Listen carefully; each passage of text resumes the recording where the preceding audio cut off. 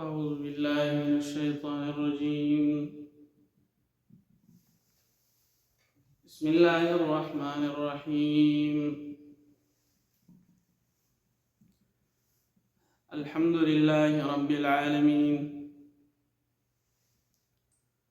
الرحمن الرحيم، مالك يوم الدين. سامعين محترم، من ستاسو دروان دي پرون څلورم درس کی بسم الله ویلو. نن زمونږه بفضل الله پنځم درس دی چې مونږ شروع کوو سورة فاتحه نه. فاتحه ورته ځکه وایي چې دا په اول قرآن کې ده. قرآن شروع کوي نو اول په سورة فاتحه وایي، افتتاح.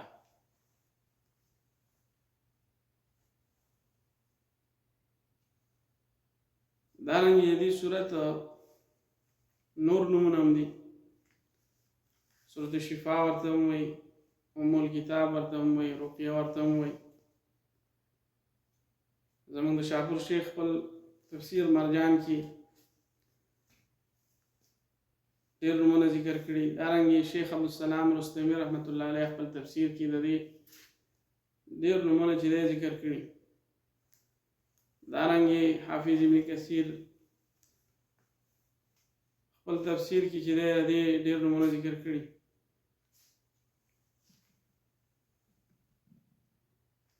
دې نمونه زیات دي نو دې شان اوچت دی.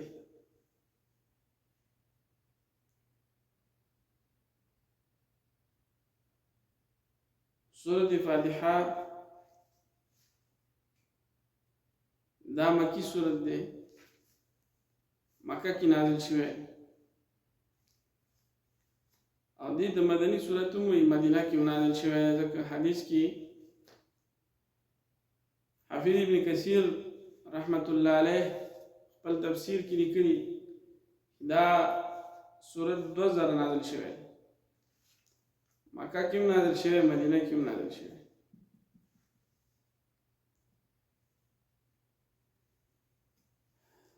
الحمد لله رب العالمين.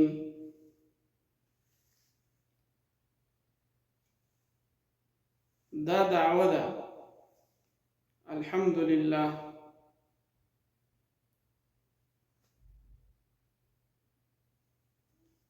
دا دعوه د سورت ده،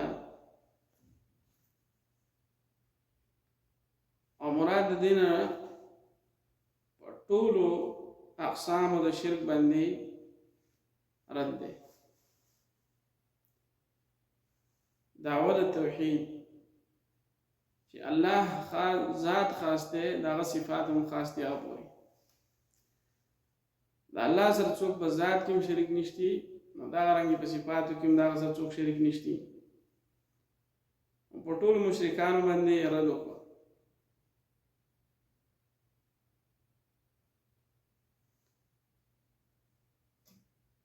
الحمدلله. به که څوک دا وایي چې الرحمن او الرحیم چې بسم الله کې ذکر شو، رحمان او رحیم، رحیم خو چې د نبی صلی الله علیه وسلم په صفات کې استعمال شوی، دارنګه د عام مخلوق په صفاتو استعمالي. دا بل لفظ کې مشابهت به، حقیقت کې د الله سره د هیڅ مشابهت نشته.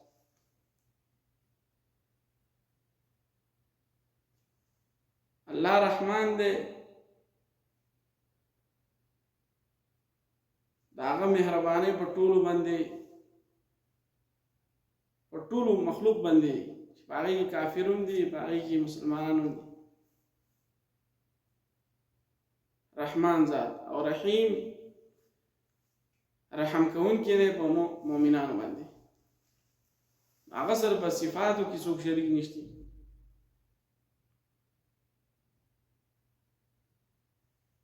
الحمد لله ټول صفتنا د خدای تو لله خاص الله الذي ولی د هغې دپاره چې دلایل ذکر کوي رب العالمین چې پالنه کوونکی دی د ټول عالم دا یو دلیل دویم الرحمن عام مهربان دی الرحیم خاص رحم کوونکی دی دا بل دلیل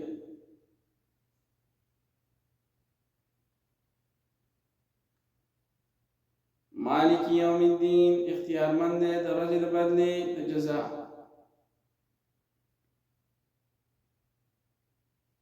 یوم چې مضاف شي دین د مفسرین وایي د دین مراد قیامت دین نه دلته مراد روز د قیامت ده چې دنیا کې هم د الله اختیار دی چا باندې رحم کوي چا باندې نه کوي او رب دې پالنه کوونکی دی ټول مخلوقاتو دغه رنګې قیامت اختیار چې دی هغه هم د الله سره دی قیامت کې باچا هم الله دی اختیارمند د ورځې د قیامت دا هم الله دی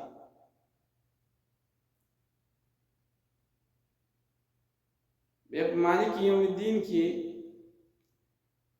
مفسرین نور قرائت ذکر کړي دي مالک یوم الدین ملک یوم الدین